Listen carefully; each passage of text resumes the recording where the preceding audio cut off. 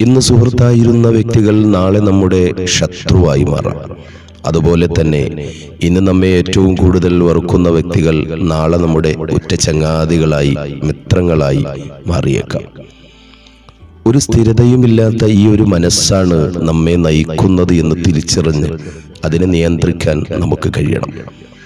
മനസ്സിന് ഏകാഗ്രതയും ശാന്തിയും സമാധാനവും കൈവരിക്കുവാൻ പ്രാർത്ഥനകൾ എപ്പോഴും നമുക്ക് ഉപകരിക്കുന്നതാണ്. സ്വന്തം ഇഷ്ടങ്ങൾക്കും അഭിരുചികൾക്കും ആവശ്യങ്ങൾക്കും നേട്ടങ്ങൾക്കും അനുസരിച്ചു മാത്രം ഓരോരുത്തരും ഇന്ന് ബന്ധങ്ങൾ നിലനിർത്തുന്ന സാഹചര്യമാണുള്ളത്.